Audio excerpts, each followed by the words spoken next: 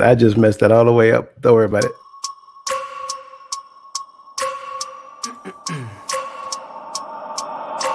I wake up every minute with the fever dreams. I push my mind to a limit where it needs to be. I work blind, got vision I don't need to see. I'm picking mind over matter, I believe in me. I need to find more hours in the day to breathe. Need to find more power in the way I be. And when my mind turns sour with the painful scenes, I need to scream out loud, I can't stop me. I wanna be the greatest like Rocky. You know I leave them all hating like a hobby. I'm out here making moves like a lobby. And if you ain't with me, it's your loss. See, I got my mind on the facts, I'm a python, grab what I like real fast. Choke until I have everything I attack, everything that I lack, everything that I want, and I see, matter of fact. Cause I'm my own worst enemy. Only if I let it be. I can control anything if I can just think carefully. I control my destiny. Deep up in my mind I manifest it. Every morning I wake up obsessed and everything I do the best. And deep within my mind you know I'll always manifest it.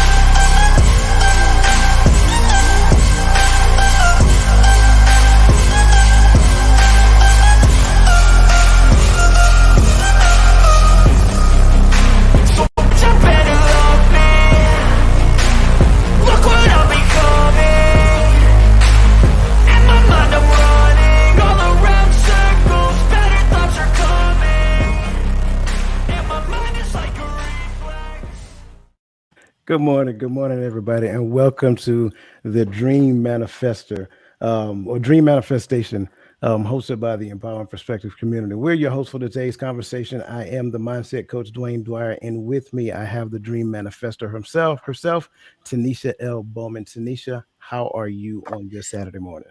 I am great. Absolutely great. Thank you so much for asking. How about yourself? I am awesome. You know, I kind of struggled, I'll be honest with you, because our last conversation was so good. I was like, how are we going to follow that up? It was like, man, it was awesome. But you know what? I think we're going to do a pretty good job today. And I think everybody is in for a treat as we go through go through this particular conversation. Listen, if you were with us last night, I think what you're going to find is that this conversation is going to be a great continuation from what we discussed last night. So if you missed the last night's discussion, by all means, go back and look at our conversation last night, focused on renewing your mind and discovering your hidden potential. And you know, I'd be remiss if I do not recognize those people who are so faithful and join us when we get on here every Saturday. Listen, you know, shout out. Good morning, Michelle Ray. Good morning, Cassandra McKenzie. Good morning, Bernadette Simmons.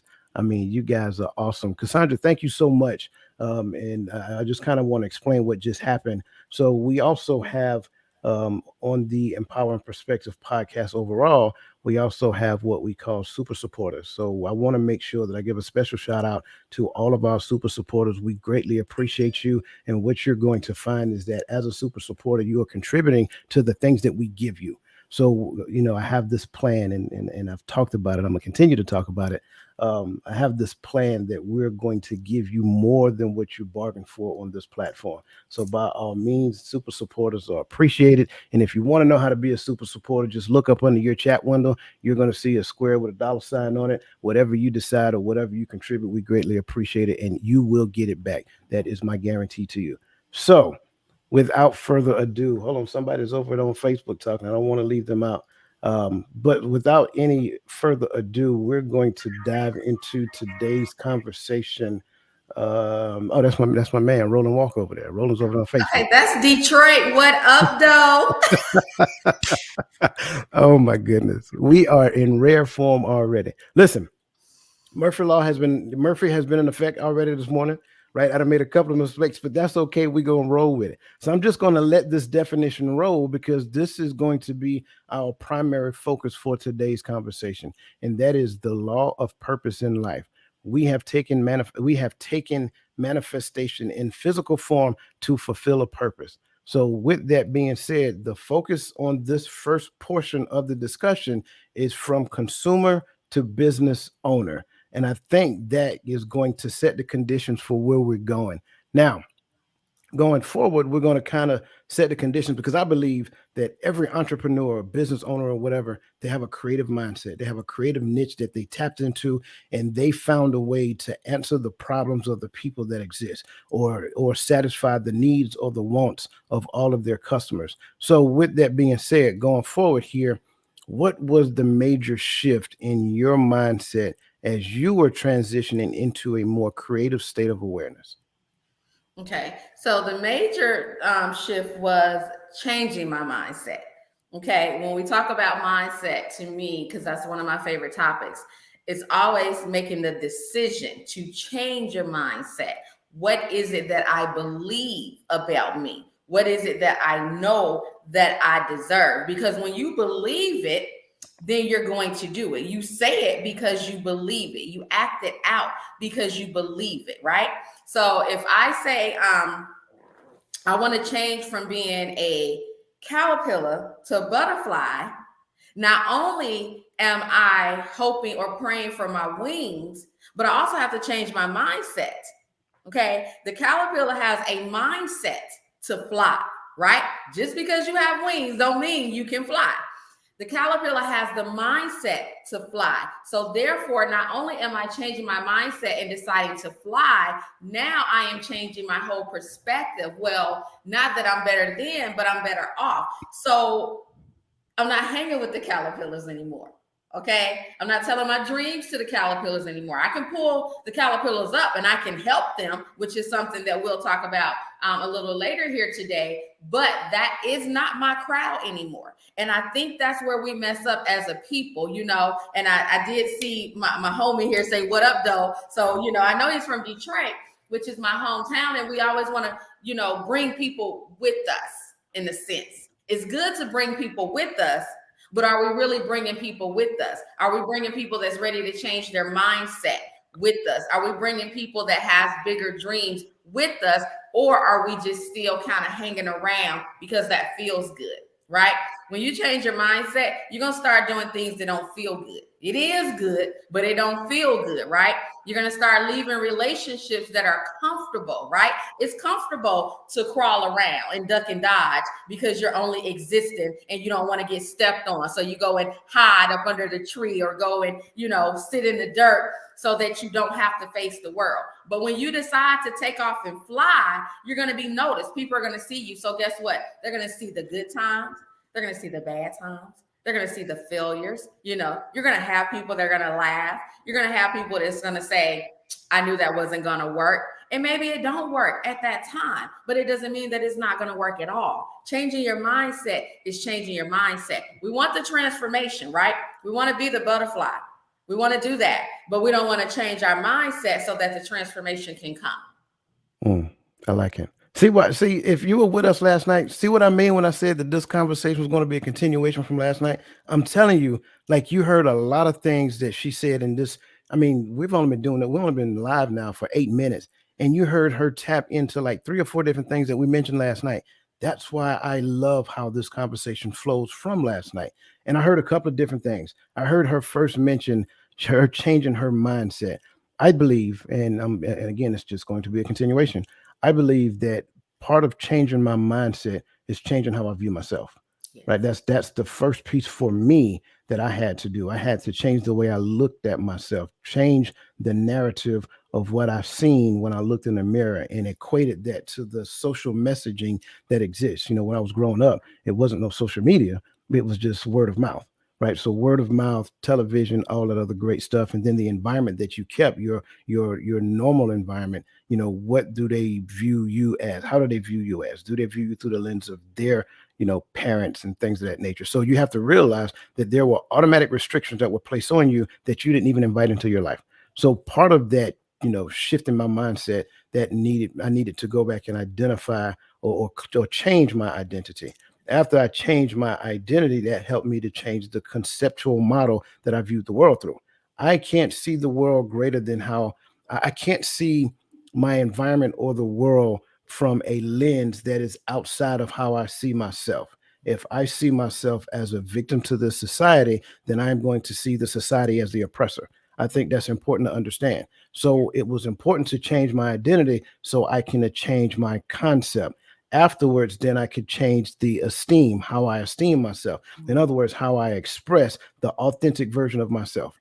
I think that's important because a lot of that expression is validated or devalued based upon how the environment responds to me. So if I express myself in a capacity to which I believe I should be, if the environment does not see that, then unfortunately they're going to respond in such a way that they're not accepting me at that level. And then at that particular point, my emotions are going to tap in, and unfortunately, that's not going to be good for me. And then I will have to go back and reconceptualize who I am. And then the social self, now we start talking the environment, how I show up in the environment, the people that I invite around me. Now we're starting to talk about the people that I invite in my environment that feeds into my ego, or we have a symbiotic relationship to where we value and uplift one another. I think that's a great start because that's the first thing I heard you say. The next thing I heard you mention was the environment. I think the environment is important. I can't say that I'm going to move here, but I'm still hanging out over here. Chickens don't fly. That's right. I think Roland said that a couple of weeks ago. Chickens don't fly. He probably said that last night. Chickens don't fly. So if I claim to be an eagle, I shouldn't be hanging out with a chicken. I'm Yes. trying to fly at the highest of the altitudes, but yet I got to come back down to earth just to hang out with the chickens. That doesn't pass the common sense test. So what we have to realize is that it is important and incumbent upon our developmental model to not only change this, but change this. Once I change this, then what I do is I put the people, or I put myself in the environment to where we are like-minded. And in that environment, what you're going to find is that we stair step. Some people are going to be here, some people are going to be here, some people are going to be here. These people I listen to wholeheartedly because I'm looking to learn, not looking to run my mouth and give my resume as soon as I walk into the room. I am seeking to learn. These people here, we share experiences back and forth because we're trying to help each other grow. This person here, I pour into because I want to see them do and be better. So when it comes down to it, I think that has to be something that we consider. And then I love the fact that she brought into the concept of thought versus feeling. It don't really matter how you feel. The only thing that matters is what it is that you're trying to do. It's going to be uncomfortable. Get the feelings out the way and step outside of your comfort zone and redefine the limits of your comfort zone once you step into that. So, man, I love this because I think this is a great beginning to an awesome conversation. Michelle Ray, thank you so much. I greatly appreciate that. We greatly appreciate that. And again, I just want to make sure that I give special attention and special shout out to our super supporters. So again, thank you so much. Roland, he was the one that introduced the caterpillar last night, right? He said the caterpillar naturally changes its environment in order to change. I love that. Absolutely. He ain't crawling no more. He That's walking and right. flying. So That's I right. can't, I can't hang out with the crawlers. I got to get with the people that's flying so I can see some of the things that they do. I like the way they do that bank to the left and bank to the right when they're flying. I'm gonna Uh, do that too. You know, I love it. I love it. And something you said that really caught my attention just then is not giving your resume as soon as you walk in the room. There's a difference between being thirsty and being hungry. Mm, And a lot of times we get thirsty and we go in and we try to present ourselves because we forget our position, and timing is everything because you can be the perfect person. You can be the person that they're looking for, but because you run in with a thirsty move, and not knowing your position, you mess everything up. You have to crawl before you walk. You have to walk before you run, but you can't run if you don't crawl.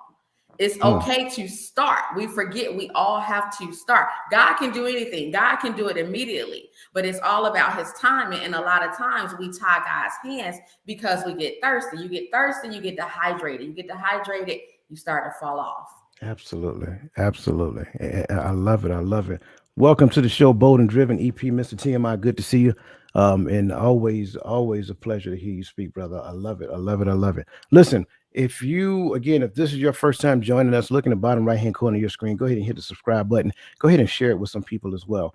I think what you're finding right now as we're getting started in this conversation, this is going to be something that people are going to want to listen to, not only now, but in days to come. And also hit the like button. Hit the like, give us some love this morning. It's Saturday morning. You guys could be any place, but you are here with us, and we don't take that lightly. So, as promised, we were going to dive into this. And I promised you that we were going to give you the three components of the entrepreneurial mindset. So this would definitely be the perfect time to pull out the pen and the piece of paper, because I think what you're going to do is totally enjoy this. Again, the law of purpose in life. We have taken manifestation in physical form to fulfill our purpose. And I think that's important as we set the conditions moving forward. So, that being said, the first component is spirit versus flesh. Now, again, if you have not seen our first conversation, I invite you to go back and look at that, because that conversation literally catapults into this one. And again, if you heard us last night, you'll realize that it's going to tie in again. And this is going to be focused on opportunity recognition. I think that's important. So this component says each of us says that each of us is here to discover our true self, to find out on our own that our true self is spiritual, that essentially we are spiritual beings that have taken manifestation in a physical form. Opportunity recognition is all about entrepreneurs being able to identify opportunities that others may not see. They are able to spot gaps in the market or new ways to solve existing problems. So, as we're going forward, what are the problems that we are facing today that prevent us from achieving our highest potential? So I think the problems that we're facing today is one, identity issues. I think that we forget who we are and we forget whose we are. As entrepreneurs, everything you just said is so true. It is so important to be creative. It is so important to tap into your gifts and talents. Your gift and talent is your gift and talent. It's not my gift and talent. But because I see the surface of your gift and talent and how great it looks and how it's going, and I'm thinking, and he's getting paid, and this is just great, and everybody's coming because this is what he's doing, then I run and I attempt to grab your identity. Okay. I'm not looking at it as I'm grabbing your identity, but I'm attempting to become who you are because it looks good on the surface. I don't know how you built your foundation. I don't know where you started. I don't know how many letdowns you had. I don't know what's going on the back end, right? Only thing I can see is that bookcase. I don't know what's in front of you. I don't know what it took for you to get there, but because it looks good, I decide I can do this too. Maybe I can, maybe I can't. But it's so important for me to focus on my identity. When God created us, he created us to be unique. He threw the mold away. He created us in his image. So my gift isn't going to be your gift. My talent isn't going to be your talent. Can we collaborate? Can we do some things together for it to, be successful? Absolutely. But we are so quick to take it and attempt to run without knowing the background, without knowing the history, without studying what it is that we want to do. So I think identity plays a big role in that because, again, what looks good is not always good. Also, fear. Okay? Fear. And I didn't say this, and I have to start writing down who says things because I'm learning the whole credit thing, to make sure you give your people their credit. So I apologize in advance. But I recently heard someone say, we're not afraid of failure. We're afraid of success. Okay? We deal with failure on a regular basis, right? We deal with it. It hurts, but we deal with it. But a lot of times as people, we don't believe that can be us. We don't believe that we can be successful. We don't believe that we can make that type of money. We don't believe that we can have thousands and thousands and thousands of viewers and a product that people will actually buy. We don't believe that. Failure is easy. It's easy. It's easy. It's you to get up every day. And listen, y'all, when I say this, I'm speaking from an entrepreneur heart. This ain't saying that you should not work, because you should. You got to pay your bills. But it's easy to get up and go to work. It's easy to clock in. We don't like it sometimes. It may not fulfill our dreams, but it's a steady check. It's security, right? Security is easy. It's easy to go clock in. It's easy to put on that fake smile. It's easy, to wait on that raise once a year. It's easy to come home, pay all your bills, have the white picket fence and the nice house and the family and the dog. And then the dog have dogs, and then you can sell the dogs and make some more money. I'm silly, y'all. But that's easy, right? Going after your dreams is not always easy. And see, what the enemy does is the enemy makes it easy on the surface, because he's going to let you crumble on that foundation. He's going to let you fall on that foundation, okay? God will allow you, all right, to go through some pain. He'll allow you to get in position, because you got to shape up, right? You got to fit into some cracks that the normal people don't fit into. So it's not going to always feel good. But while you're doing that, he's building you a firm foundation on the back end. So even if you fall, you will not, even if you stumble, you will not fall, right? You're going to stand on that firm foundation, because that's the foundation that God has given you. And then lastly, y'all, this one gonna hurt. I'm just keeping it real today. We get lazy. We get real lazy. We get comfortable. We get stagnated, and we don't believe in the late nights, in the early mornings. Okay, I got a dream. Martin Luther King had a dream. He had an amazing dream, right? But he didn't just get up and say, I had a dream. He put in some work.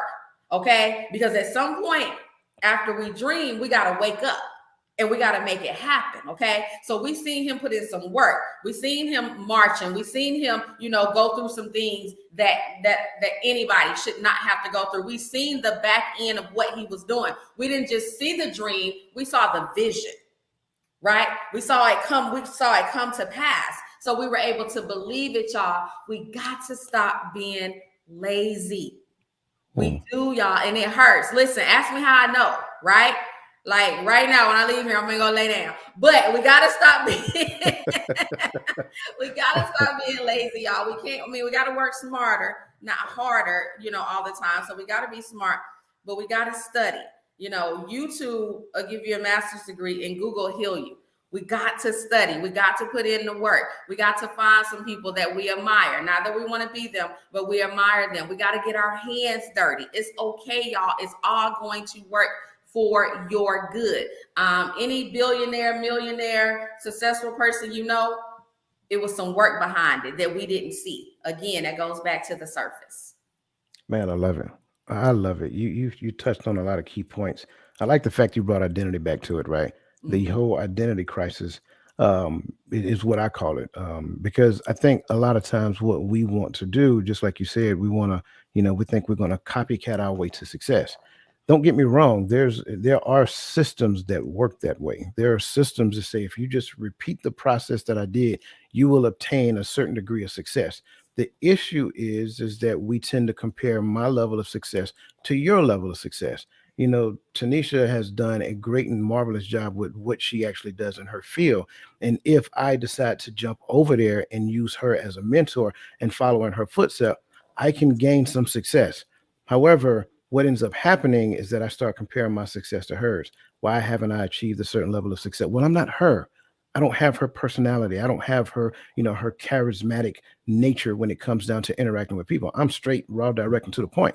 I resonate with people who like information, because I am an information hog. I will search I will search the internet to the ends of the earth. I will break the internet looking for information. I will read a book. I will spend time searching for the information that I need, because I know that information is value added. People that really hear what it is I'm saying, they're just like that, right? Or they're those lazy people that you talk about that don't want to go look for it themselves. That's okay. Right. I don't think it's wrong to be either way. But what I do think is that if I am going to copycat my way to success, I can't use your success as a metric against my success. What I need to understand is that what is for me is for me. What is for you is for you. I can't get jealous about what you got compared to what I get. And so I think that's one of the big issues that we run into. I like the fact that you brought fear to the conversation, because honestly, I think that's where a lot of us struggle. There's an old saying, the greatest enemy of success is fear, right? When we get that the greatest enemy of success is fear, then what we'll realize is that success is available. You're just allowing fear to stand in between you and success. First, you must define what success look like for you. Maybe success for me is not achieving the exact same level that I tell you I do it all the time, and not achieving the exact same level that Tanisha achieved. Maybe success is just simply being able to work myself out of a job.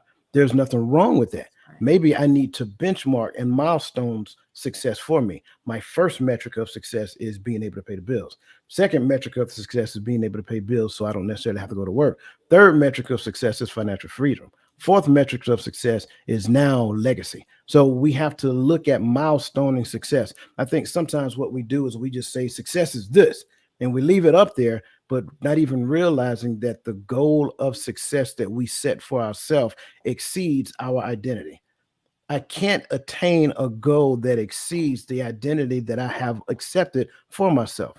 Going back to what we talked about earlier, we have to learn to recreate the identity that I actually know myself to be so that I can achieve that life and life more abundantly plateau. Until I do that, it's just going to seem like a dream. It's going to be like an oasis someplace out there in the desert that I can attain. So I think that's important to understand. I love the fact that you went back to foundation, because I think what we have to understand is that there's going to be a level of work that must be done in order for you to build the infrastructure needed. I'm going to go back to the simple house analogy, right? In order to build a house, you have to first build the foundation. Once you first build a foundation, then you have to make sure that the studs are in it. You put the studs in the foundation before it dries, by the way, right? Then you put the studs in the foundation. So now you have what we call a frame. So the framework must be in place before you can do anything else. If you don't have the foundation and the framework, stop looking for the finished product to just be dropped onto you. These are the people that I believe have a sense of entitlement. Entitlement will not get you anywhere simply because you're looking for someone to give it to you. That doesn't work. Somebody can give it to you, but it's not sustainable. So the reason why the foundation, the frame, and the infrastructure is necessary, because you should be seeking not only to attain your goals, but you should be looking to attain goals that are sustainable, right? You'll get a glimpse of what it looks like. You can get to the point of getting someplace, right? But can you sustain it? Well, the only way you're going to get to the next level is once you achieve sustainability. So what am I saying? I'm saying the foundation and the infrastructure must be in place to get to the next milestone. Once you get to that milestone, you're going to have to go back and redefine your frame. You're going to have to go back and redefine your infrastructure so that you have the necessary foundation that will catapult you to the next level. So I think all of these things are important to understand. I think another thing when it comes down to these problems that we're facing today is that we don't necessarily adhere to proper guidance. I think it's important to go back and address that. We should be open and honest to adhere to proper guidance. I don't know everything. I think I'm a pretty smart guy, right? But I'm not the smartest person in the room. I don't even think I'm the smartest person in the room when I walk in the room. In fact, I look at individuals and I get what they're saying, even if they have not achieved a level of success that I want. That's okay. I have the mindset that I can learn something from anybody. So when I go into a conversation, I am looking to learn. I think that's important. It goes back to what you said previously. So I never lose the ability to learn. I cast down ego, remove any arrogance that can exist, and then always seek to learn. Learning should be a position that you never fall from. Once you fall from learning, you have fallen from grace. Mm, that's good. Really, really good. That's good too. At the very end, what you said about learning, and it doesn't matter your level, because I have 3,000 business partners. I tell them all the time, back to the gifts and talents. Just because I'm the leader doesn't mean that I know it all of us have gifts and talents that we can use to help each other. And everybody isn't going to receive from me. Everybody isn't going to receive my type of teaching or my type of talking. But if somebody out of 3,000 of us, if somebody in this group that knows something that I don't know, it doesn't matter. In my organization, you're on different levels, right? You have different ranks. It doesn't matter that my rank is up here and your rank is there. You have something that you can teach me and everybody else in this organization that I can't. We all fit into the puzzle. And it's so important to know that and not to dummy down because of your position, because you have something that you can give and that you can offer. But that goes into confidence and identity of knowing who you are. The position is Absolutely. just a title. Absolutely, absolutely. I love it. I would tell you, I would share to kind of caveat off what you just said. The position is just a title. If you like reading books, a good book to read is the five levels of leadership by John Maxwell. He talks about positional leadership, which is the lowest form of leadership. But a lot of times when people get into position, they think they've reached the pinnacle. No, that position, like you're expecting someone to follow you just because you have a title, that is the worst form. Now, well, I won't say worst, but that is the lowest form of leadership there exists. Like you should get to the point to where people want to follow you because of who you are. And we're going to kind of touch into that here soon. So I think that's important to understand. Bold and Driven EP says, I agree. The thirst for immediate success. Many do not want to do the work when at the end of the day, the journey is where the great memories live. Man, you're absolutely correct. Like the journey is where you should get excited.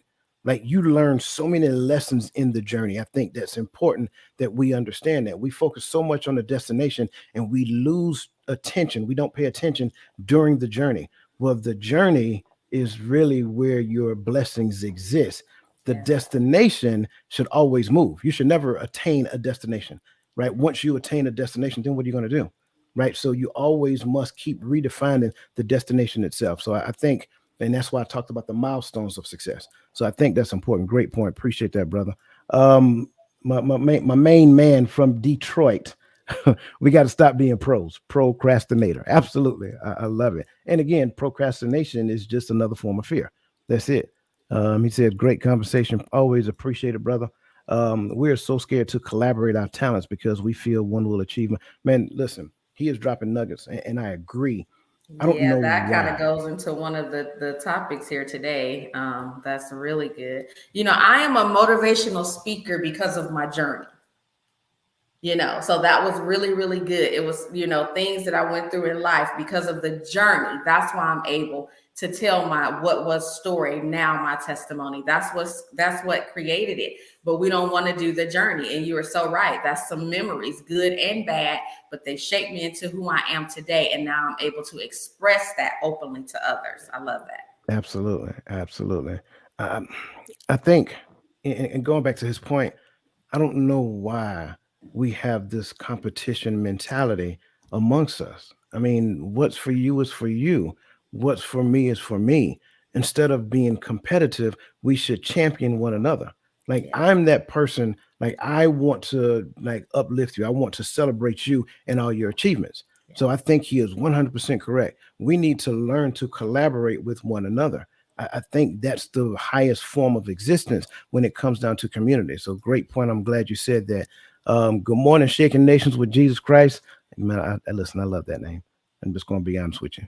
So Bold and Driven still dropping them. I agree with afraid of success, which is why most never take the first step. Absolutely. Absolutely. Let me see. I want to make sure I'm grabbing everybody here. I'd rather not be the smartest in the room. When you're the smartest in the room, you're doing all the giving and receiving close to nothing. Absolutely. Absolutely. And here's another point. If you're the smartest in the room, that is an indicator. It's time for you to change rooms. Yes. I love it. Yes. I love it. Okay. Keeping it moving. And again, I want to make sure that I'm welcoming everybody. Again, welcome to today's conversation. If this is your first time, go ahead and hit the subscribe button and share. Again, I always want to give special shout outs to our super supporters. Again, if you're looking to be a super supporter, looking up under the chat window, you'll see the dollar sign. Go on and click on that. Whatever is laid upon your heart, we greatly appreciate it. And my promise to you is that it will be recycled back to you in one shape, form, or fashion. All right. So moving on to the second component, faith versus fear. This is one of my favorites, by the way. Right. Risk taking. This component says that you have a talent that is unique in its expression, so unique that there is no one else alive on this planet that has that talent or that expression of that talent. When it comes to risk taking, entrepreneurs are willing to take risk and embrace uncertainty. They are not afraid to fail and are willing to learn from their mistakes. So, with that being said, Miss Dream manifest her. What metric do you use to differentiate between risks and calculated risks? For me, when I think about risk, I think about going to the casino. I would take a risk. I'm hoping to win a couple of extra dollars. I'm hoping not to lose all of my money. This is fun. This is entertainment. This doesn't require any gifts or talents. Everybody's pushing a machine, and I'm just hoping that I'm pushing the right one. Okay, so that I can get some financial wealth beside it. When I think about calculated risk, then I am praying. Okay, because I am doing this for the outcome. So I am praying for the outcome. I'm deciding to go back to believing in me and what it is that I want. I'm trusting God and I'm trusting the process, right? Because I do believe that this is the vision. I do believe that this is the plan that He has for my life. So I am doing this with an expected outcome, and that outcome is going to be great. And as you just kind of said earlier, they're going to be stepping stones, right? It's going to be a process to get to that point. But I am deciding to do this. I spoke actually this last Monday on my Mindset Mondays that I do. And the topic was, and then what? So I'm taking this risk because I'm making a decision that my and then what is going to be the outcome of this risk, right? If I decide to do nothing, and then what? Nothing's going to happen. If I decide to do something, then something is going to happen. But what do I want to happen? So whatever I want to happen needs to focus around what it is that I do, if that makes sense. I hope it makes sense, because I think I'm talking in circles, but it needs to focus around what I do. And then what? Okay, if I eat a lot of pizza, and then what? If I eat a lot of vegetables, and then what? Right? So life is about risk. I think as people, we're afraid, fear versus faith, to take risk. When I think about faith, I think about God. When I think about fear, I think about me, because God doesn't put any fear in me besides the fear of God. So if I'm going to do it, then I need to go all in, but I need to go all in with a plan. I need to go all in knowing, that this is what God has told me to do. And I need to go knowing that the only way I fail is if I fail to try to succeed. If I didn't do it, I failed. Okay. But if I try, then I'm just going to fall for it. I'm going to bounce back up, and I'm going to try again, because timing is absolutely everything. Okay. And I love the casino, right? I absolutely love going to the casino, pushing a button every now and then. I think my mom is on here, so go ahead and edit that part, take it out. But I love going to the casino, right? I love taking a risk, but that's just a risk. That's just fun. Sometimes you win, sometimes you don't, right? That's a hope. But when I pray and I trust God, I know that even if I don't see it in the natural realm, it's gonna come, right? Because I'm believing in me. I love it, man. I love that. I like how you differentiated that, and then you add the word trust on the backside, because I think that's where a lot of us, we fail in comparison. We are trusting in an individual based upon what they're telling me. And so, because I trust this individual, I have an expectation for this to be successful. But if it is not successful for me, not necessarily looking at my own version of responsibility, my own work ethics that I put into the thing, then I get upset with that person because I trusted them. Here's the issue, and I've said this before, and I'm gonna keep saying that the Bible has never told me to trust a man ever, period. Zero. Right? It says, trust in the Lord and lean not to your own understanding. So you need to understand, first and foremost, was it that person you trusted, or was it the fact that your own understanding said, this is nice what they're sharing with me, and I have an emotional tie to the success that they're selling me. Therefore, now I am going to get this thing. I'm going to trust that this is for me. I think that's where we get caught up in a lot of things. When it comes down to risks, I like to look at it as a game of chance. Everybody's played Monopoly, right? When you land on that little, that question mark, you go to the little red card and pick it up, and it's a chance, right? It's a chance it's going to be good. It's a chance it's going to be bad. That's how I look at risk. You have no idea what it is. You didn't even, you have no metric to understand whether it is for you. You just take a leap of, you're going to call it faith, but then you're going to get upset or disappointed, and then cast blame because your faith didn't work at that particular point in time. That had nothing to do with faith. that had nothing to do with faith. You just took a chance. That's really all it was. This is how I look at it. Calculated risks for me helps me to get to the point of how close to the truth can I get. So therefore, what I need to do is I don't make on the spot decisions. Number one, that's first and foremost, because if I don't make on the spot decisions, I eliminate the emotions that surround the conversation that just taken place. In fact, it may have been a good conversation. And whatever it is they're trying to sell me at said point in time, they're probably saying something like, well, for this time only. Well, when you start hearing stuff like that, you need to understand they're trying to rush you to make that decision, right? So for this short period of time, once you walk out the door, it no longer exists. Sure, I believe that. That's the indicator, red flag, right? For me, I have 3 stages to identifying the truth. And I know once I give them, some say, well, somebody's going to say, well, why not just jump to the top? Nope, don't do it that way. Number one, statistical data. Now, understand statistical data isn't always true because I can convince you to believe what version of the perspective that I want you to see from statistics. Case in point, let's just say 75% of the male society is single. Sure. But how many of that 75% is a choice? How many of that 75% is that they're trying to heal themselves? How many of that 75% is that they're waiting for the right time and place to get married and they want to make sure that they rid themselves of all of the pre-trauma that that existed in their life? So that statistic, although it may be fact, it does not take into account some of the outliers that may exist. So statistical data for me is the first metric of identifying the truth. The second metric of identifying the truth is science. If I can find a scientific principle to tie to the truth, to this information, then it becomes more factual to me. We understand that science incorporates a couple of different things, right? Science incorporates hypotheses, theories, and laws. So within the scope of science, if I can marry it to a law, that makes it 100%. If I can marry it to a theory, then that means it's more probable than not. And if it's a hypothesis, it is based upon something, some other theory or some other law means that it could possibly happen. I don't make decisions based upon hypothesis. I'll make a decision based upon a theory and a law, but I would never make a decision based upon a hypothesis. And the last metric and the pure metric for me, and I have to say it this way, is biblical principles. If it is a biblical principle, I automatically count it as being true because that's what my belief system leads me to. So when I look at those things, that becomes my metric to understanding whether it is a risk versus a calculated risk. If you're just giving me raw data and trying to appease my emotions, I won't make a decision off of that. That's just it. So I hate to say it. I've been saying it for years. I've been saying this since I was in the Army. If we can take the emotions out of the decision making, some people aren't going to like this, but we make better decisions. That's true. Take the emotions out of the decisions, you make better decisions.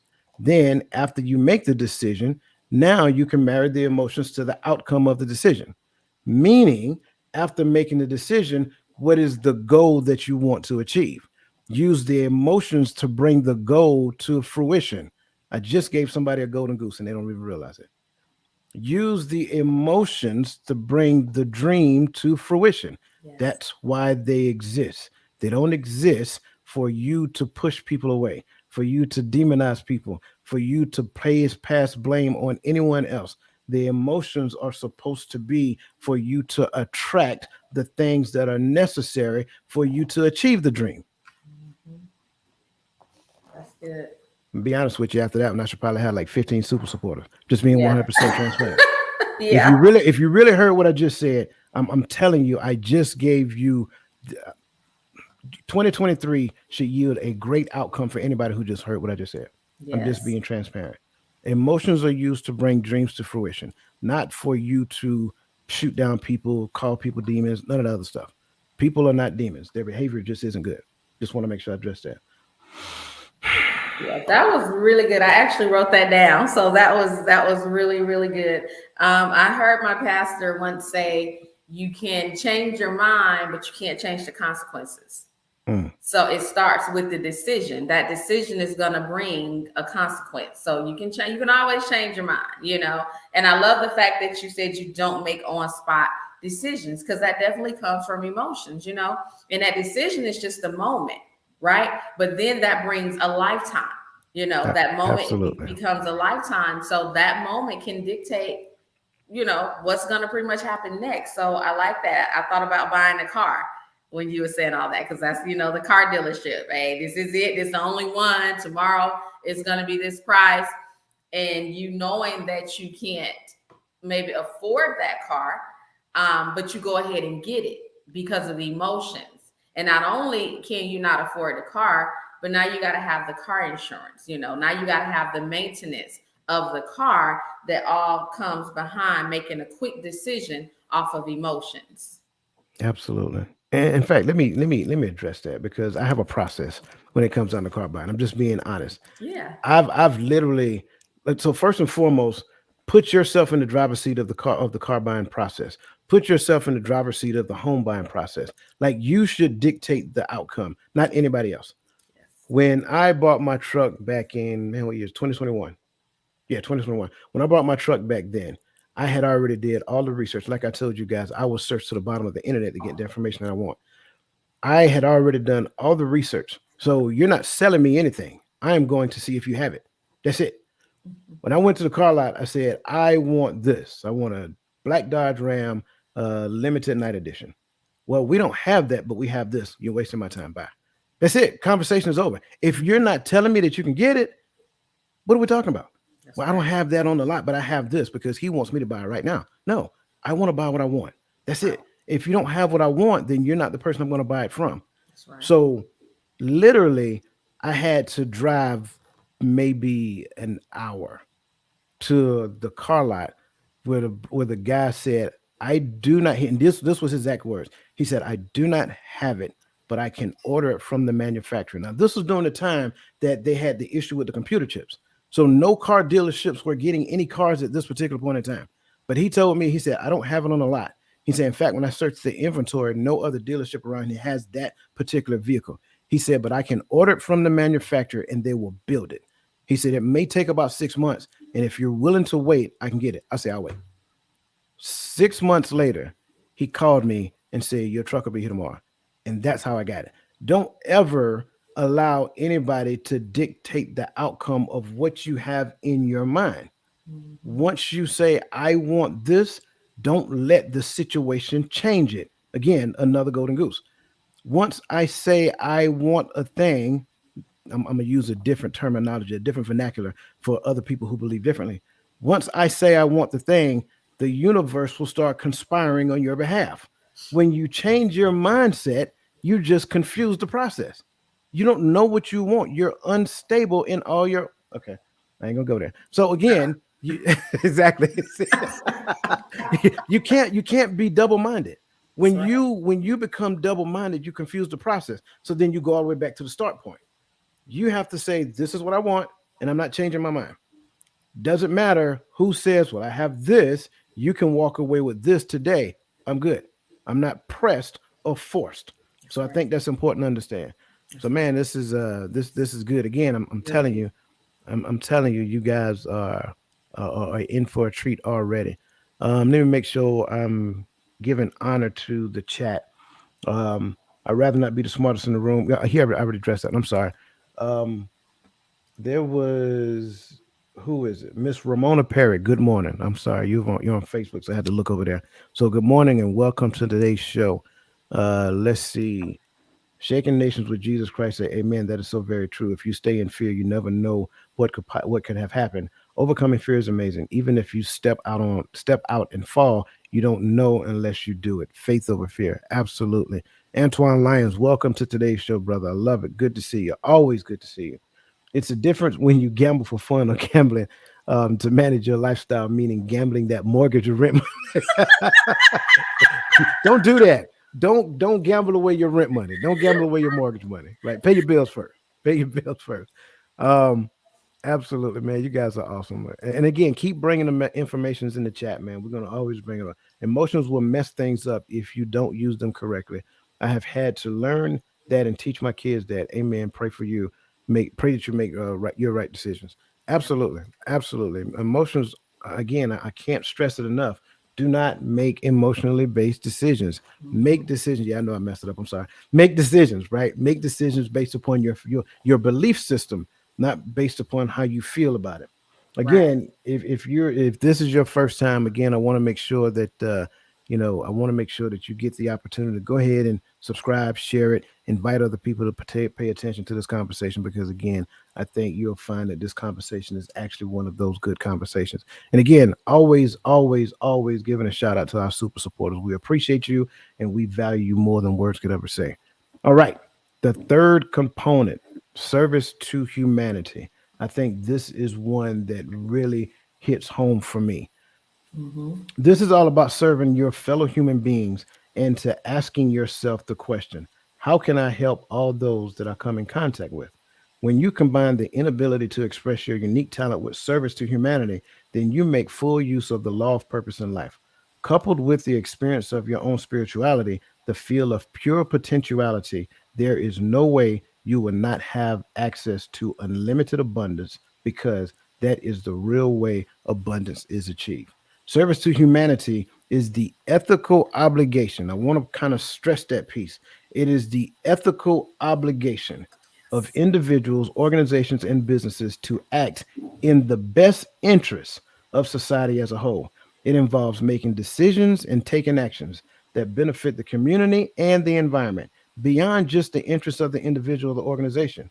Examples of social responsibility include supporting charitable causes, reducing environmental impact, and treating employees and customers with dignity and respect. Yes. Tanisha, my question to you: how can I measure and evaluate the impact of my social initiatives? I think it starts with being a servant leader. Okay, we this was the conversation we had a little earlier, and I said that we would get to this point. I think it requires you to strip the title. I don't knock titles. Listen, if somebody is a doctor, I'm going to call them doctor. If somebody's a pastor, I'm going to call them pastor. I think that people work hard, for their titles. Like if you have your doctorate, that's not easy, right? You worked hard for that and you deserve that title. But that title is a title, it's not who you are. So I think when it comes to the community, when it comes to helping others, when it comes to serving and giving back, a lot of times we have to strip that title, because we're all children of God, right? He created us all in his image, which is something that I said before. And I think somebody said it earlier on the message, but we get so stuck on thinking that somebody is going to take our stuff and move, that we hide things, and I mean, I'm not saying give out everything, because some things there's a proper time to give it out. You have to ask God to allow you to release it. But for me, I think about love, right? Money is great, but the love of money is the root of all evil. So I think about love. And as a sister, men too, I'm speaking to the sisters, it's so important that we complete one another instead of compete with one another. If I have something that you can use that's going to help you, why would I not share it? I didn't get here by myself, right? Somebody had to open their arms. I've had people to close their arms. I've had people to open their arms. I know how it feels when the arms were closed. I know how it feels when the arms were open. So for me to get my blessings, right?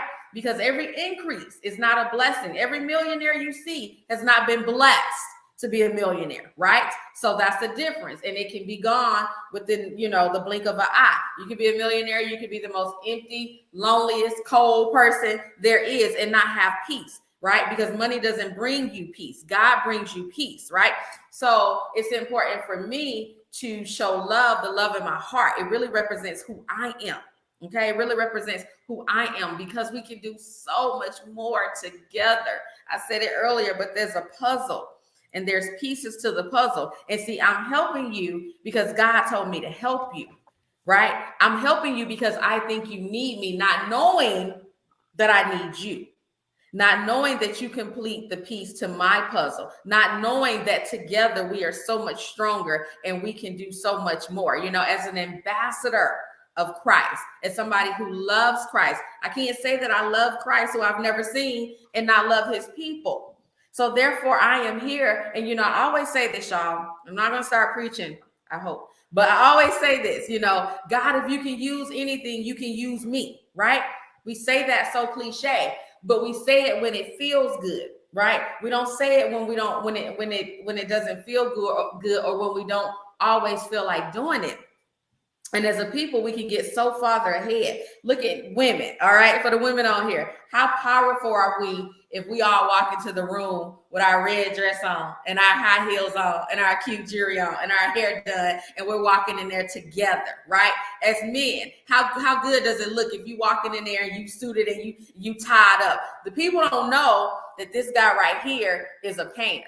They don't know, then there's nothing wrong with a painter. I'm just using somebody. They don't know that he doesn't have an education, right? They see him with a group of men. They see him with a group of professional men, right? They don't know that these men are in the process of lifting him up, right? They know what they see on the surface, but that's because you made the decision as a man. You made a decision as a woman to help that young lady that was a single mom, that might have dropped out of high school, that might have been on drugs, or her mom might have been on drugs. I'm talking about me, y'all, right? You made a decision to come in and to help me and to pull me up and to bring me along and to show me the way and to show me the ropes. And see, because you did that, now I'm able to make that decision. Because see, the decision that you made to help me could be the decision that I make later on to help your daughter, because you didn't know that your daughter was going to be in that situation. But because you gave me the love of Christ, because you gave me the love that Christ told you to give me, I'm able to impact the next generation. And now that person is able to impact the next generation. See, it's bigger than us. The community is bigger than us. You may not be able to help every single body in the world, but you're able to help that one or two people that's able to help somebody else, that's able to help somebody else, that's able to help somebody else. So now generations that you will never get to meet, and your lineage is going to be helped by a generation that you helped earlier on in your life, that was able to connect because of what you poured back in and what you was able to teach them. Y'all, that is big for me. As a motivational speaker, as a woman that loves to empower women, as a woman that absolutely loves, I don't know, I think we talked about this, Dwayne, but broke in, right? That's my foundation, broke in. I want people to know that you still can. But in order for people to know that, they need to be able to see somebody who went through some things and now they see that they still can, right? This right here is talking about the journey, okay? Everything on the surface. I love the surface, y'all. It looks good, but don't be afraid to tell your story, because helping others may not always have to be giving money or giving housing. It could be telling your story, because they can look at you and say, wow, if she did it, if he did it, I can do it too. If God did it for them, I know that God can do it for me. I'm not the only one on here that dropped out of high school. I'm not the only one on here that was a teenage mom. I'm not the only one on here that grew up, in the city of Detroit, and not such a great area, right? I'm not the only one. But if I can pour back into the community, if I can tell people that story, then guess what? People can be delivered, and I'm not the one to save them. God is the one to save them, but it's the Christ in me that they're going to be able to see, to know that they still can. Mm, mm, mm. All right, the doors of the church are open. No, I'm joking. Listen, listen. I so love everything you said just now, because I think you're right. I think when we're completely transparent, and I want to go back and I want to highlight one thing that I stress: ethical obligation. So when I understand that we have an ethical obligation to our society, to our community, to the younger generation, to our families, to our children, our grandchildren, our children's children's children, then what we understand, and I think it was Roland who put it out here, because he went exactly where I was going. The end goal is not building myself, but building as many others as I can while I'm advancing. I think he is absolutely correct, but I want to kind of position it a different way. I can't pour from an empty cup. So the idea is that I build myself so I can build others. I'm knocking on the door 50 years old. Roland, you still older than me, by the way. I'm knocking on the door 50 years old. I'm not looking to be the center of attention. I'm not looking to be the point guard on the basketball court. I'm not looking, well, let me back up. I'm not looking to be that point guard on the basketball court that takes the game winning shot. I'm not looking to be the Tom Brady on the football field. I am looking to be that person that sets up somebody to be that person. And I think when we move in such a degree to where it is unselfishly, I think Antoine said it, servant leadership. I think when we move to such a degree to where we are serving someone else, serving another person, serving serving your community, serving another family. And I'm not talking about at the dinner table. I'm not talking about doing Thanksgiving and Thanksgiving only. I'm talking about we're living a life of servanthood. Like we're seeking to serve, we're advancing so we can turn around and serve more people, help more people advance. If you want to go, excuse me, my mentor John Maxwell, he says it like this: if you want to go fast, go alone. If you want to go far, take as many people with you as you can. And I think that's really what it's all about. So for me to get to the point that I have to measure and evaluate my impact of my social initiatives, I have to first be I have to solicit open and honest feedback. Like I need to surround myself with people who will be honest with me. Stop seeking to surround yourself with people who are just ego strokers that go along just to get along. They don't want to say anything to upset you. They don't want to tell you to blame. Like you, there'll come a point in time where you know you messed up. Ask your friend, ask your circle, like, what are your thoughts?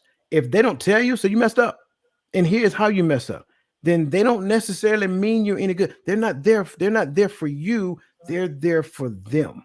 I want to make sure I'm saying that. We have to constantly reevaluate our environment. We talked about that earlier.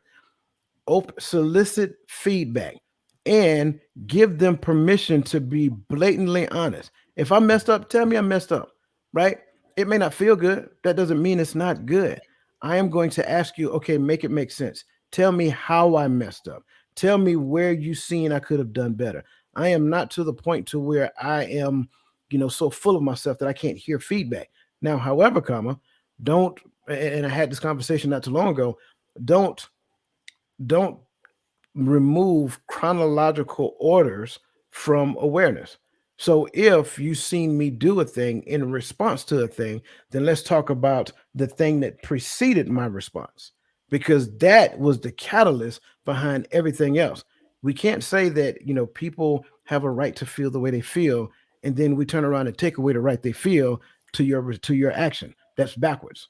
You see what I'm saying? Let's talk in chronological order first. So again, being transparent, opening the door for the people that knows you best to be open and honest with you. Once you do that, then you can see, well, I thought I was doing this, but now it's coming out this way. So now I can ask the question. So in your opinion, how can we take that and improve upon it? Because again, you're not the smartest person in the room. So soliciting feedback and expounding on that feedback so you can have a clear interpretation on what your initiatives look like, not what you think they look like. How I may think I look like Billy D. Williams, so I go look in the mirror. For those of you who don't know who Billy D. Williams is, that's okay. Just Google him. Don't Google Billy now. Google him back then. Right? I may, you see what I'm saying? But I got to be honest to a certain degree.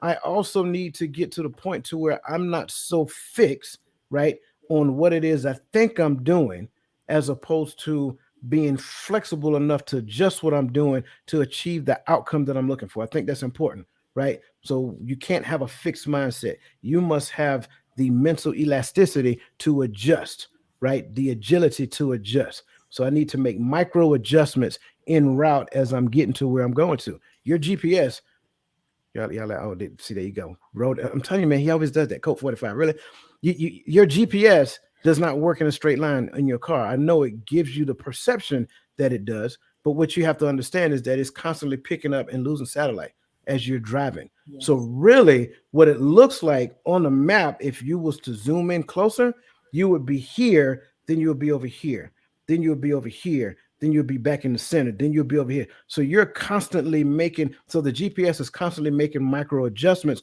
all the way to the target. That's how we have to do as well. If I'm thinking that it's straight line, then I'm missing the mark. The people that I've encountered that have trouble with a lot of things in society, they're what we call linear thinkers. Because once you inject certain situations into the environment, they struggle. Like, I don't know, I don't know. Yes, because that's what the school system has taught you. The school system has taught you to be a linear thinker. Yes. 1 + 1 is 2. Yes. 2 plus 2 is 4.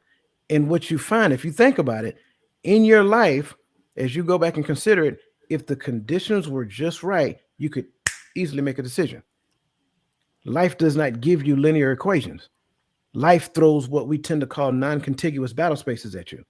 So you have some information over here, you got information over here, you got information over here, and you got to put the puzzles together. Once you put the puzzles together, you can make better decisions. You don't believe me? Read the Bible long enough, you'll see it. There's a whole bunch of puzzles, like Tanisha just said it. There's a whole bunch of puzzle pieces that you have to put together. Once you put those puzzle pieces together or get closer to putting them together, it starts to make sense. Like I don't, I'll say it like this. I don't know about anybody else on this panel. I'm gonna put myself out there. When I first started reading the Bible, I read it from Genesis to Revelation like a book. I'm like, I didn't understand none of that, but I read it. Touchdown. I did good. That was it, because that's how I was conditioned coming from just academia. That's what they teach. So we have to learn to solicit feedback so that we can put the puzzle together to achieve the outcome that we're seeking to achieve. Ethical obligation. Your morals and your ethics drives the train behind the outcome that what you're seeking. Ego is not a moral. Self-centeredness is not an ethic. Okay. Ethics is all about serving someone else. That's really what it is. So when it comes down to our social initiatives, it has to be about serving. The Son of Man didn't come to be served, he came to serve. So it has to be about serving. If you think you're in business and you're not serving people, how do you think you're going to get repeat customers? In fact, your social responsibility should not only just serve them your goods that you're producing for their income, it should be to have a presence in the environment to where you're giving back. You're out there, you're greeting the people, you're showing that, hey, we care about our people. We're not only here soliciting income because we're giving you a good or a product or a service, but we're out here because we're a part of you. We want to understand and learn some of the struggles so that we can go back and have the conversation at City Hall with the mayor or whoever on your behalf. And when we show up as that community, like Tanisha talked about, 10 suited and booted brothers walking up in there, right? Hey, we need to talk about this. 10 sisters walking up in there. Hey, we need to have a conversation about this. 20 brothers and sisters together. That's my goal. Walking in together, say, hey, we are united. We're a united front, and together we are one. That's what it's all about. When we get to the point of repurposing the self-centered thoughts that we used to have and start thinking more outwardly, right?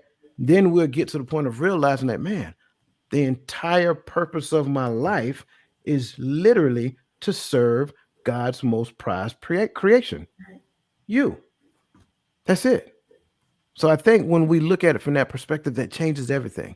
And then you got Roland making his Colt 45 jokes over here. I want to make sure I want to make sure I'm catching everybody, man, because you guys are literally putting some great information in here.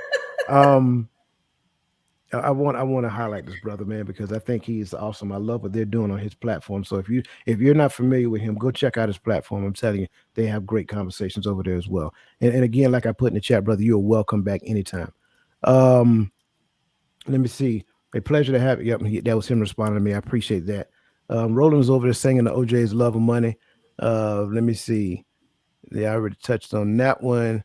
You got the Shaken Nation with Jesus Christ. She is loving the information that you're putting down. Greatly appreciate that. Then she says, Amen, Tanisha. So very true. Your testimony sets us free and saves others.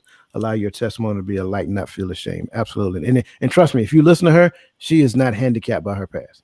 She will put it out there and she will let everybody know. And again, that's what our testimonies do. Our testimony gives somebody else permission to not be handicapped by their past.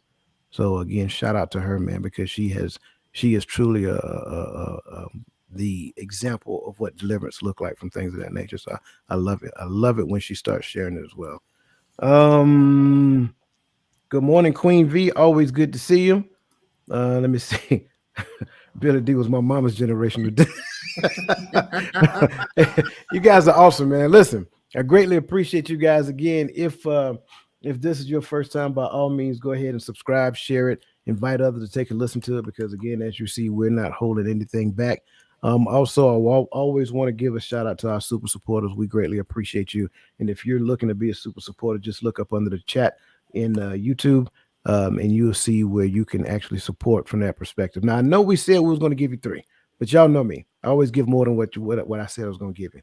So the bonus is the fourth. And I'm be honest with you, this is my favorite one because it's like you can put it anywhere. I don't care what we talk about, it fits. So the fourth component is seed time and harvest, right? Responsibility versus accountability. This component is about progressively obtaining the awareness to know and when to do the task that only I can do, to know who I need to partner with, to who I need to partner with to get the thing to get done what we need to do, and to know when to reap the harvest and what to do with it. Responsibility refers to the obligation to perform a task or duty, while accountability refers to the obligation to justify and accept the consequences of one's actions and decisions. Responsibility is more focused on the action itself, while accountability is more focused on the outcome or results of the action. With that being said, how did or does responsibility and accountability factor into achieving my highest potential? So I want to talk about social media for a second. So I absolutely love to do TikToks. I love to do reels. Like I spend a lot of time on it, right? And it's really good. I love it. I love it. It's a lot of great things that has come from it. But when I first started, because I'm a very silly person to you all, if you have not picked that up yet, I love to laugh, love to make people laugh. So when I first started, I was putting reels and TikToks out, and I was getting hits. But I was just putting anything out because the goal at that time was just to catch the people's attention, right? But what I put out as an influencer, I'm responsible. Okay. I'm responsible for the outcome. You know, a lot of times we listen to the music that, you know, has a lot of the cussing and the drinking and whatever else in there. And, you know, the artist may say, hey, this is my music. I'm not responsible for what your child does. In a sense, I don't agree with that, because this is what you put out into the world. This is the seed that you plant. And when you plant a seed, harvest is going to come from it. So I would just put anything out. And if you look at my stuff, you're going to see it wasn't super bad, but it was not stuff that a seed that I wanted to plant. So as my following began to grow, God made it really clear to me. You have decided to be an influencer, but you're also deciding that you are my child first. So as an influencer is going to plant a seed, right? Because if you influence somebody, this means that people look up to you, they gravitate to you, they hold on to you, you know, they study you. So I really had to pray about that thing. And again, don't get me wrong, I'm not perfect. And I love to put funny stuff out. One of the ones I put out the other day was super funny. But I had to make a decision, which I don't think I ever really did much with cussing, but I had to make a decision to set some boundaries, okay? Having 75,000 followers, you all, and I don't take that lightly. God has given me a gift. He's given me a platform. What am I going to get his people, right? Because I am responsible for the outcome. So I made a decision to focus more on sharing my testimony, to focus more on sharing my story, to definitely allow people to laugh, you know, and all of that at the same time. But I made a decision not to deal, you know, with anything that is cussing or that's just not godly. And it's not a super saved platform. I'm not telling you any of that. I'm not religion. I am a Christian, all right? All have sinned and fall short of the glory of God. But it's up to me to put things out there that will not only make you laugh, but that will also feed your spirit, okay? So, with doing that, I share my testimony on there a lot. And with sharing my testimony, I received a message from a young lady who I did not know, who didn't know me, who actually did not even see the reel herself, somebody, okay, we start talking about coincidence. I'm talking about the God I serve. Somebody seen my reel on Facebook, sent it to her, and said, you have got to connect with her. She connected with me, and that's what brought the book, Empowered Teenage Moms to Empowered Women. Why? Because I got on there, I found a song, Waymaker, and I shared my testimony. That's what I want to do. That's the type of seed that I want to plant. That's what I want to feed the people. I'm going to cut up, I'm going to laugh because that's who I am, but I'm responsible. See, we don't want to be responsible, right? Everybody wants the pastor to be responsible, but all of us have ministry in us, right? You don't have to be a pastor to minister to God's people. You don't have to be a pastor to be an ambassador of Christ. Now, this is, your faith, what you believe, but this is what I believe. So if this is what I'm saying I believe, then this is what I'm going to put out there, right? I'm not going to be ashamed, because if I'm ashamed of him down here, he's going to be ashamed of me up there. Okay. And I'm not trying to get no corner lot that may not have the heat and air. I'm trying to get every single thing up there that God says that I deserve. I want my mansion. Okay. I want everything he says I deserve, not just here for the earthly things, but I want it there too. So I'm responsible. I'm accountable. Like, if you come to me and say, Tanisha, why did you do this? I should not get offended. If I am telling you that I am a child of Christ, I should be ready to give an answer, and we should all be ready to get an answer. Easy success is just that, easy success. And I don't knock anybody. Hey, favor ain't fair. All right. If that's what God do, say, hey, you snap your finger and this belongs to you, then that is absolutely amazing. Okay. I don't take anything from that. But if it is for God, if it's from God, it's sustainable. If it's not, it's probably going to fail. Second thing, you just hit on it in the last question. Accountability is everything. I don't need friends that's going to come tell me that everything is great and that I'm doing amazing. My friends will tell you, I have a couple of best friends that'll tell you in a minute. With friends like Tanisha, you don't need no enemies, right? They'll say it funny, because I'm going to tell you how to love. And it doesn't even mean that I'm right, but this is what's in my heart. So this is what I want you to know. It's up to you to take it and do whatever you want to do with it. I'm not offended if you use it. If you don't use it, this is just what I had to tell you. I need people to do the same thing for me, because see, Tanisha loves to do stuff quick, right? Tanisha's ready to run. Tanisha's loud. Tanisha has the gift of gab. So when somebody has to tell me to slow down, when somebody has to tell me, they don't feel like that's right, when somebody has to tell me to wait, I may not always like it. Okay, that's true, because I'm human, right? I may not always like it, but I receive it because I know that God puts people in my life for a reason. If you can't get up in my face, because I'm a different type of person. I'm a different type of friend. Any of my friends will tell you, I have some business partners on here. They'll tell you, Tanisha a little different. So if you can't get up in my face and say, girl, that's crazy, and girl, that don't make no sense, then you're not really the person that I need in my life, because I'm looking for growth opportunities. I'm looking to be able to move to the next level. I'm looking for truth and honesty. I'm looking for real people in my life, y'all. And it's a challenge. I don't use the word hard, because there's nothing too hard for God. And if it is too hard, it's not of God. So I'm looking for people that will challenge me. All right. I'm looking for people. Listen, y'all, Dwayne has to tell me something. Girl, slow down. Right. But I appreciate that, because he knows where I want to go. He knows that the speaking is my passion, right? And I give you everything in 30 seconds and be sitting up there for the rest of the 30 minutes thinking, woo, I hope these people pay me, because I'm finna go sit down quick early because I'm done, right? So I understand that, right? So I need people, and you need people. You may not want it, but you need people that's not going to always be soft. That's not going to always be the lovey-dovey. Oh, girl, you're great. You're fantastic. Oh, you're just the best thing on this earth. I am. And my husband, now, he has to say that. He doesn't have a choice, right? But for my friends, my people on the outskirts, it's so important, y'all. It's so important to be real, and it's so important to expect real. Even if you have to go back and apologize, okay, later on, that's okay. But you give people what God gives you, and you be accountable, especially if you are using your platform. Use it to bless God's people. Man, I love it. Listen, I mean, I think those of you who know me, I resonate with everything she just said. I've been told certain things. I appreciate you because you're not a yes person. If you want Be careful if you ask him because he's gonna tell you the truth. You may not like it, but you'll know for a fact that once he's done, it is the truth. I I think there's a special place for that. I think everybody needs people like that in their life. I'm just being completely honest. I think when it comes down to responsibility and accountability and achieving my highest potential, I have a responsibility to my creator to be, to be, not do, but to be.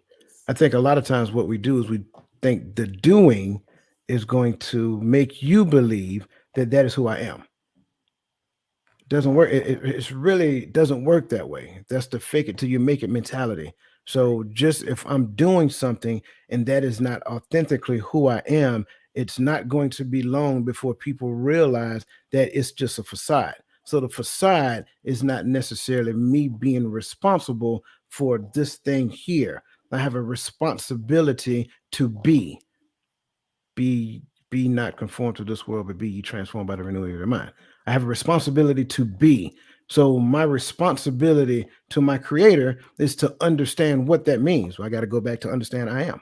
Once I go back and understand I am, then it helps me to understand how to be. Right? We conjugated the verb to be in school, and if you were like me, you hated it. I couldn't wait to get past that. Just to realize that when I get into my adult stage, I had to go back to understand it. That's just really what it is. So my responsibility is to be what? To be like him. Well, what did he do? Well, he served people. So now I have I have to be accountable for that, right? I have to be accountable for the people that I surround myself with. I'm accountable to, the people that I associate with. I'm accountable to Roland. I'm accountable to Uncle Junior. I'm accountable to Bold and Driven EP. I'm accountable to Natasha. I'm accountable to Cassandra. I'm accountable to Tanisha. I'm accountable to Michelle. I'm accountable to Queen V. I'm accountable to everybody that says, hey, I'm gonna jump on and listen to what they're talking about today. That's my responsibility to be accountable to them. Because if any of them come back and say, hey man, you just wasn't on it today. You know what? Now I have a responsibility to solicit what does that mean? Notice how they tie in together now. The one we just talked about, how it ties into this. So now I'm soliciting. I want the feedback. Give me the feedback because I want to get better. I want to be better for everyone else.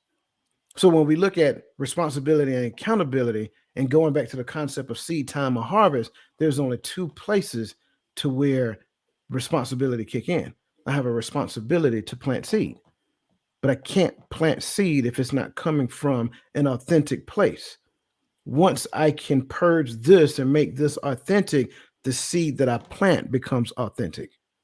I'm not planting fake seed. I'm not planting facade, fake seed, facade. I'm not planting facade. Somebody get that in a minute. I'm not planting facades. I'm not planting fictitious notions of who I am.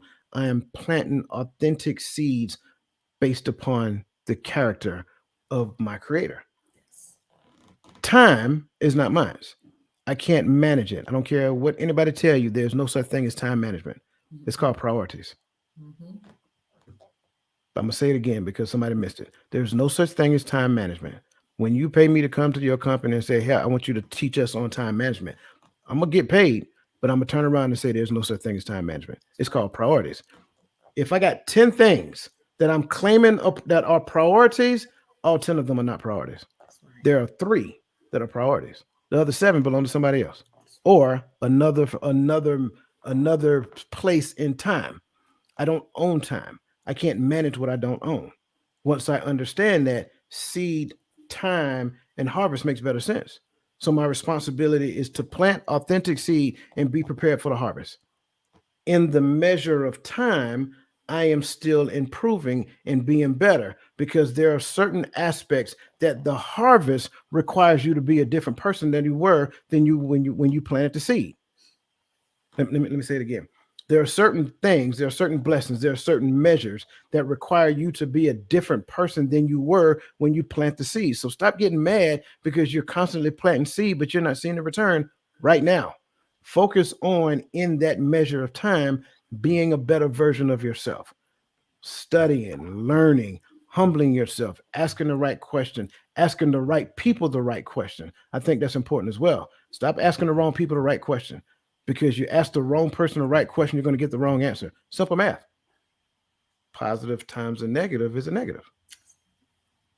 So stop asking the wrong people the right question. Find the right people to ask the right question to so you can get the right answer. Another good book to read is Good Leaders Ask Great Questions, John Maxwell. I keep talking about John Maxwell because he's right there, right? Good Leaders Ask Great Questions, another great book to read. Improve the quality of your questions so you can demand better responses, not just of other people, of yourself. Join us on Friday night. We're going to talk about conversations, right? Improve the quality of your questions so you can get better responses that you're looking for. The better answers that you get, the better prepared you are to execute those answers. If I keep asking low budget questions, I'm going to get low budget responses. When I get low budget responses, I get low budget activities. So ask quality questions, get quality responses, perform quality tasks. It's that simple. So when we look at responsibility and accountability, we need to understand where one starts and the other begins. It looks different from environment to environment. Within the scope of this, I just articulated, I have a responsibility to be the best version of myself every time I hit live. If I'm not, I have people that I contact after every show. They give me feedback. We stay on after every show just so that we can give each other feedback, right? I think that's important. We need to do that. If we're not soliciting responses from our circle, then what value is the circle? Right. If the circle doesn't make sure that the edges are smooth, then the changes its shape. It'll go from a circle to a square or a rectangle or a rhombus. Yeah, I see. I went there. I think that's important. I know. I think that's important to understand. So understand where responsibility begins and ends, and where accountability kicks in. I think that's important. Again, thank you, everybody. I'm sorry. Go ahead. Oh no, I said that's very important. You just gave me a whole topic. What value does your circle bring? Mm. See how that works. Yes. I had no idea, and she's gonna use that too. I wanted to, and I want when you use it, I want to know about it. I want to see it. Yeah, Absolutely. absolutely. So that's how it works. We have to get to the point to where we reshape this thing from being a consumer of the environment to being a creator in the environment. That's the key. And I'm going too far because I'm getting excited. All right, listen. Again, I want to make sure I thank each and every one of you. Shout out Uncle Junior. Good to see you, brother. Ramona, she's caveat. She's believing you. Yes, she is very different, but she's amazing. I love her. She's Tanisha cracks the whip. That was she said. Good to see you, Natasha. Always welcome. Let me see. You can only get out what you put in. Absolutely, absolutely. I love it. Let me make sure I'm honoring them first. Great. Thank you, Natasha. I always appreciate you doing that, man. She is an awesome person. If you're not following her, you're missing the mark. And they say men and women can't build together. Keep providing. See what I'm saying? Absolutely. We are supposed to build together. We were put here to build together. I don't know where this divide is coming from. We need to stop it. There is no divide. Okay, priority is not time management. That's a whole word. Absolutely, man. I've been talking about that for years. Absolutely, there's no such thing as time management because I don't own time. Yes, you grow as you have. Absolutely, brother. Thank you for that. Absolutely. Listen, this is always bittersweet for me. Again, because we're coming to the end, and I don't like coming to the end because I love you guys. But at the end of the day, I can't keep you on here all day long because you guys got other important things to do than listen to me. Again, I just want to say thank you to each and everyone who's been here so far. Again, thank you for the value that you added in the chat. Again, if you're not a super supporter, by all means, just look up under the chat window in YouTube and you'll see the option. Go ahead and be a super supporter so we can shout you out and give you your flowers right now. So with that being said, I am going to turn it over to my good friend Tanisha, and she is going to give us her final thoughts. The so what of the components of the entrepreneurial mindset. Yes. So thank you all so much for tuning in today. I do just want to remind you to believe in yourself. Entrepreneurship is a beautiful thing. It allows you to explore the gifts and the talents that God has created just for you. Okay. He has an amazing plan for your life, and you are allowed to explore those gifts and talents. Stop being afraid. Know who you are. Know whose you are. Take a chance on yourself. Bet on yourself, right? Grab the memories. Don't be anxious for anything and everything, prayer and supplication. Your time is your time, and there is no time like God's timing.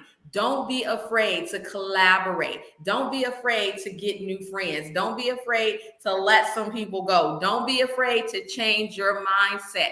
Don't be afraid of the endless possibilities that are waiting on you. Okay. You're going to either have fear or you're going to have faith, but you cannot have both. You cannot pray and worry at the same time. So if you are dealing with fear, I want you to make a decision to face everything and rise. I'm going to say that again. If you are dealing with fear, I want you to make a decision to face everything and rise. There is so much on the other side of that fear. Financial freedom is on the other side of that fear. New friendships, collaborations, right? Your goals, your dreams, all of that is on the other side of that fear. So it's time to get uncomfortable. I'm excited to hear about your success stories. I want to thank Dwayne for having this amazing platform for all of us to get so much knowledge. He is a very, very, very smart young man. And that is a gift and a talent that God has given him. And I am appreciative for it because I'm able to learn so much even being here. So thank you so much for this opportunity. Yeah, absolutely, absolutely. I appreciate that, and I'm humbled by you saying that, and thank you for that. And thank you for the young man thing too. Don't let these grades fool y'all. I'm still young and rolling. Listen, I don't have any last words. I think she hit the nail on the head. There's no need to, sprinkle sugar on top of the dessert that she just gave you guys.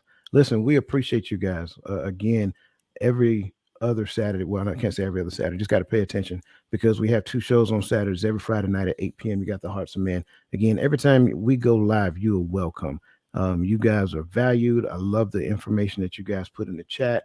I want to make sure that we give you your flowers now. So when you put it in the chat, I am going to shout you out. Shout out to everybody that has been here today. Shout out to our super supporter again, super supporters. Again, we appreciate you guys. Roland giving a shout out to the city of Detroit. We appreciate you guys as well, the entire city of Detroit. Absolutely. Ramona, good to see you again. We appreciate you. Thank you for joining us on Facebook. Thank you guys in YouTube, man. You guys are amazing. That being said, you guys have a great and wonderful day, and we look forward to seeing you the next time.